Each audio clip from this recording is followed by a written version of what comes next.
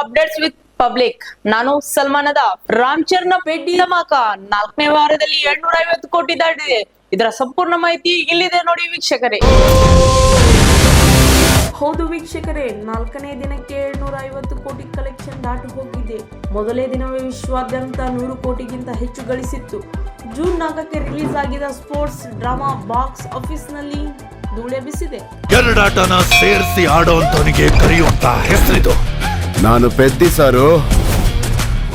ಸೂರ್ಯ ಕರುಪು ಚಿತ್ರತಂಡದಿಂದ ವೀಕ್ಷಕರಿಗೆ bumper offer ಏನಿದೆ ಗೊತ್ತಾ? ಮನ್ಸಾರೆ ಬೇಡಿ ವರ ಕೇಳಿದ್ರೆ ತಕ್ಷಣ ವರ ಕೊಡುವಂತ ಶಕ್ತಿಯುತ ದೇವರು. ಏನೆಂದ್ರೆ ಬಿಡುಗಡೆಯಾದ ಒಂದೇ ತಿಂಗಳಲ್ಲಿ OTTಗೆ ಕಾಲಿಟ್ಟ ಸೂರ್ಯ. ತ್ರಿಷಾ ನಟನೆಯ ಕರುಪು. ತಮಿಳಿನ ನಟ ಸೂರ್ಯ ಹಾಗೂ ತ್ರಿಷಾ ಕೃಷ್ಣನ್ ನಟನೆಯ ಕರುಪು ಸಿನಿಮಾ ಇತ್ತೀಚಿನ ವಿಶ್ವಾದ್ಯಂತ ಬಿಡುಗಡೆಗೊಂಡಿತ್ತು. ಇದೀಗ OTT ವೇದಿಕೆಗೂ ಕಾಲಿಡುತ್ತಿದ್ದು, ಇದೇ ಜೂನ್ 12ರಂದು ಅಮೆಜಾನ್ ಪ್ರೈಮ್ ನಲ್ಲಿ ಸ್ಟ್ರೀಮಿಂಗ್ ಆಗಲಿದೆ.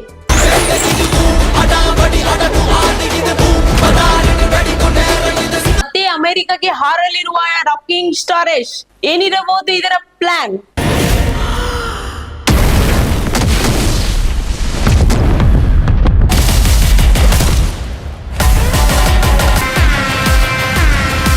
ಕಳೆದ 20 ದಿನಗಳಿಂದ ಅಮೆರಿಕಾದಲ್ಲಿ ಬೀಡು ಬಿಟ್ಟಿರುವ ಯಶ್ ಹಾಲಿವುಡ್ ನಲ್ಲಿ ಟಾಕ್ಸಿಕ್ ರಿಲೀಸ್ ಮಾಡೋಕೆ ನಿರಂತರವಾಗಿ ಹಾಲಿವುಡ್ ನ ನಿರ್ಮಾಪಕರು ವಿತರಕರ ಜೊತೆ ಸಾಲು ಮೀಟಿಂಗ್ ಮಾಡ್ತಿದ್ದಾರೆ.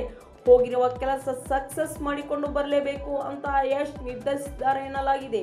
ಇದರ ಮಧ್ಯದಲ್ಲಿ ಈಗ ಜನರು ಬೆಚ್ಚು ಬೀಳಿಸುವ ಟಾಕ್ಸಿಕ್ ಚಿತ್ರದ BTS ಕೂಡ ಬಿಡುಗಡೆ ಮಾಡಿದ್ದಾರೆ.